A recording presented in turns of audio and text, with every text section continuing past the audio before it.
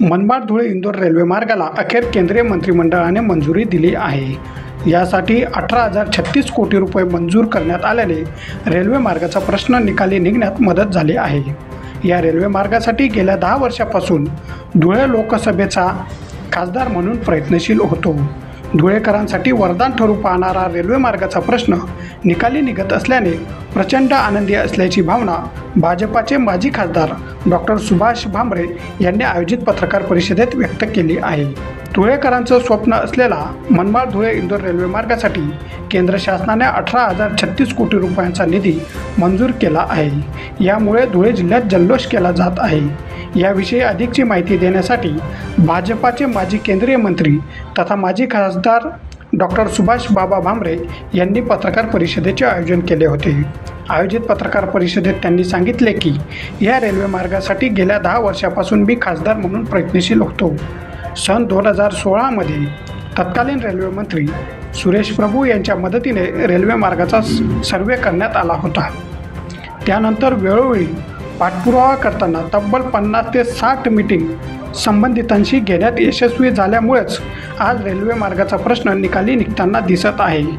आगामी काळात निश्चित या रेल्वे मार्गाचा धुळे जिल्ह्याला मोठा फायदा होईल अशी माहिती माजी खासदार डॉक्टर सुभाष बाबा भामरे यांनी यावेळी दिली।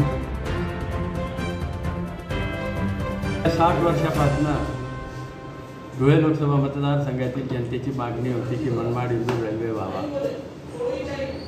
आणि म्हणून 2014ला तुम्ही सगळ्यांनी मला आशीर्वाद दिला आणि खासदार म्हणून दिल्लीला पाठवलं। तर त्या पहिल्या दिवसापासून कुंगाट बांधले कुठं कितीही त्रास घ्यावा लागला मी पूर्ण प्रयत्न करेल, पाठपुरावा करेल आणि मनमाड इंदोर आणल्याशिवाय स्वस्थ बसणार नाही। आणि म्हणून आज जेव्हा 2 सप्टेंबरला मोदी साहेबांच्या कॅबिनेटने मंजुरी दिली आणि 18,000 कोटी मंजूर केले, तुमचं आमचं सगळ्यांचं स्वप्न पूर्ण झालं। मी मोदी साहेबांचे मनापासून आभार मानतो आणि त्याचप्रमाणे दिल्लीतल्या या 10 वर्षाच्या कालावधीत सगळ्या रेल्वे मंत्र्यांनी सहकार्य केलं।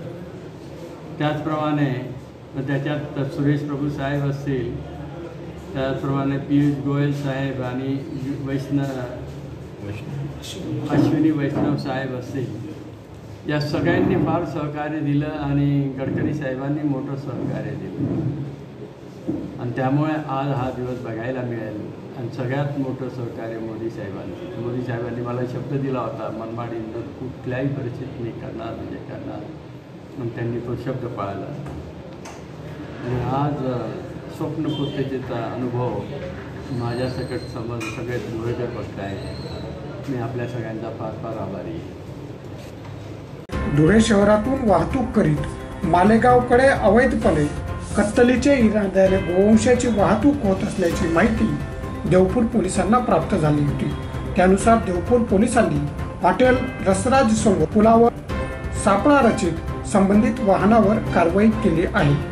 PB 11 DA 3985 या आयसर वाहनातून अवैधपणानं कत्तलीच्या इराद्यानं गोवंशाची वाहतूक होत असल्याची माहिती कळताच देवपूर पोलिसांनी सदर वाहनाची कसून चौकशी केली असता त्यात अत्यंत निर्दयतेने 17 जर्सी व काठेवाडी प्रजातीच्या गायी कोंबलेल्या अवस्थेत आढळून आल्या आहेत। संबंधित गायी हस्तगत करीत आयशर वाहनही ताब्यात घेत पोलिसांनी दोघांविरुद्ध गुन्हा नोंद करीत उचित कारवाई केली आहे।